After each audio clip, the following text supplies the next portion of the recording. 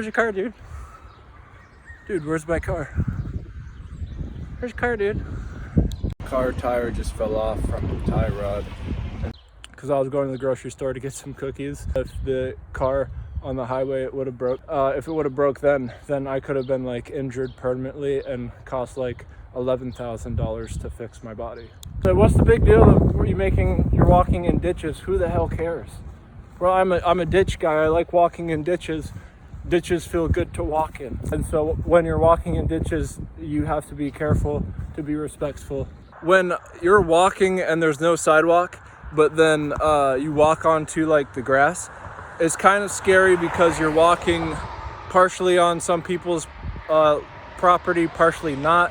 Trayvon Martin, rest in peace, got shot for doing what I'm doing. You can say that's white privilege because I'm still alive talking. I walk through people's front yards on the side of the road. I guess maybe Trayvon Martin cut across the backside. No, I'm not willing to ever try that part. And at some point, I could even argue this gutter where I could hop onto the gutter real quick and be like, all right, I'm not onto your land anymore.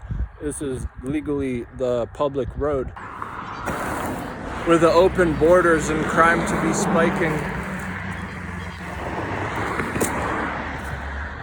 See, I just did a favor kicking that near the other trash because it was already on the ground, so I'm not destroying property. And so when I did kick it, putting it next to the other trash, because clearly it was trash if it was on the ground like this. That's why sitting on the ground is a big deal, that you can't keep sitting on the ground the older that you get, because you look more and more like trash. It's like tattoos on your body when you say like you're blued, bruised, and tattooed, like at the end of your life where you look like you're always drooping and sitting on the ground. If you have tattoos, that's a negative. So the older you get and you're sitting on the ground, it just looks negative. Would you ever think a flower is something different than it actually is? There's some people who say, no, never. A flower is what it is, and that's it. And then I just noticed that people are always like trying to change around the stuff in their yard. And then this can be even masculine, where the guys get like power tools and they go for big heavy branches and they'll be chopping them down. But then it's just like even the females would be trying to like change like the lawn, always trying to like switch it up. Like, should we get begonias? How are the petunias? Is that meaning anything different than it actually is? I'd say no, but I saw this one magazine cover. It said trying to like detox your home, and it just had the whole home covered in green. Covered in green. Where it would be purposeful, they could be learning. Whenever I see something interesting, I always start learning. So if you want to incorporate like blocks that are wood and rubber wedges for moving big things, hit me up. I know great ways how to start. And the emperor in China, he had everything given to him, so his fingernails curled because they got so big, and he got really retarded because he wasn't ever thinking for himself. And then they would like clean him. And then this is kind of like how this stuff is really like shiny, because in the middle it's all pressed really strong, so the shiny stuff is able to be in between the really flared out stuff, and even advance more into its structure if it's trying to collect light from its chlorophyll. So like I was saying before, just as my hair gets keeping caught, and then I know that like when it gets really like blown out, it catches a lot more things, and it feels like it's going in a cycle more and more. The more I sweat, the more that it's willing to flare out from its base is strong. So whenever something is strong, the opposite end puffs out. It's physics, but kind of like these is like starbursts, like when a star explodes and it goes like outwards, but it's going outwards from the inside being tight. And the more tight it is, the more it flares out outwards, kind of like what I was just, when they're all together too, it's like they resonate and they all share the same stain. So subject to getting blown by the cars and the debris a lot, so they've flared out like my hair, and so I share that with them. But I was glad I saw one of the friends that I used to work with, and she stopped by and she was helping out with the whole tow truck thing, like watching the blocks to make sure they don't slide off. And I know for a fact you are not supposed to do hitchhiking. That's worse than going to a rally. The cartel has people trafficking, and you don't want to get caught in the mix with the hitchhike. In any case, I'm just pontificating because I know the road has got less and less houses that I can walk on the side of the lawn. The cars are really loud and it blows my hair, and my hair is already blown out, and it catches the wind really quickly and gets more and more abrasive. That's like a snowball effect. When you can straighten your hair and it looks really good, but then within like a few hours it starts blowing out, and it's just gonna start catching more and more, get more and more frizzy, and the split ends like work up more and more to get more and more poofy.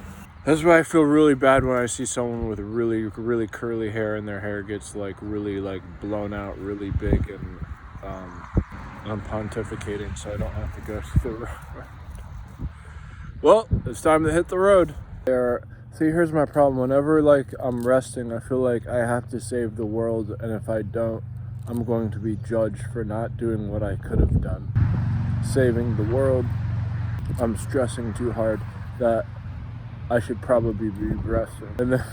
And we've got the onlookers on the sideline saying, boo-hoo, you think that what you're doing is tough? And I'm not like explaining anything I'm doing other than with like fairy tales. And so I'm probably, because I'm the only one who can understand what I'm doing, because I write the notes of everything like with words that only I like speak of.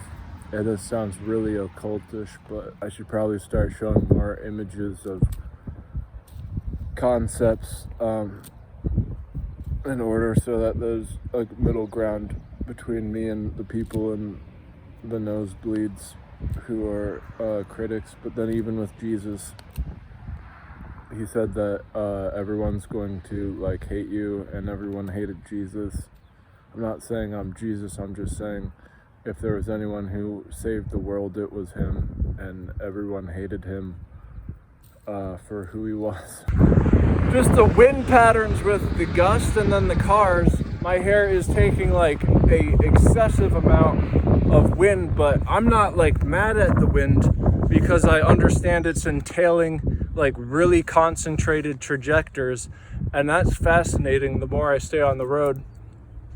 That's kind of like how most fairy tales happen. They just have all these trajectories that could never happen in a million years, and for some reason they hit something and it makes it a fairy tale from that point on. Notice that they always start with like a human, and as the first sentence of any fairy tale, it's just a human, okay? That could be anyone, anything, blase, blase. And then the more you read, the more you start seeing how, oh, they're involved in the intricacy there and there and there. And then, oh my gosh, that's an odd trajectory. And then you see how that odd trajectory has been like doing a whole bunch of high rate and great like complexion. And that is what makes it seem that only this one person it would ever happen to. And not in a million years. And not in a million years would ever happen except for this one person. And it's usually because they're deprived. It's usually from them, and you can question, boy, they're probably like having like brain hallucinations because they are really thirsty or they're really hungry, and then something so spectacular happens. And so that this is public, so it's really well aggravated because it's got great cultivation. And it's bad that it's just like near like a fast car, and that probably people don't come out here to hang out because it's used as little like Ridgewoods, Ridgeview. It's used as little like poles, you know, like how you have big fancy columns on either side of a door. These are big fancy columns on either side of this, where we're at, like some fancy neighborhood back there, private. But there's no signs that specifying that this is a property of mailbox out front, nothing. And Usually when you see a big sign like that, it indicates that it's a neighborhood. So this is where it's saying like the minions of being like, you would never like come and hang out in places like these, but it does look really cool. So you would go up and start like looking at it, because it's if it was on someone's property. But then something even more cool would be like right behind it, and you'd be like, well, if I go any further into their property, it would be trespassing. Let's give this for example. To look at it, if like you're into neuroscience, like I was saying back there, and then you see like this shape, and it's like of a brain, and you've been studying brain shapes, and you realize, boy, that has a geometric shape of some neural intricacy that you find familiar, and you like to take a closer look to see if it can jog your memory of a different moment that you've made a great breakthrough. So you're willing for a risk and reward by going more into their property than the outskirt. And you have to define the outskirt based upon how much property they have. But at some point you just know in plain view that within a few footsteps you're pretty much breaching their property willingly. So and that can vary with the ditches being big or small. You would get more lenience if it's like a big ditch and you're going in further into their property. It looks a little less than a few footsteps. If it was flat, acceptable. But other than that, there's no reason to go that far into someone's property to look at stuff on their lawn. And you probably would be getting shot if you would try to go all the way close up to someone's house. Because if you're looking in the windows in someone's house, that is a clear means of trespassing, where you would definitely be arrested, if not aggressed by the owner of the property. I mean aggravated.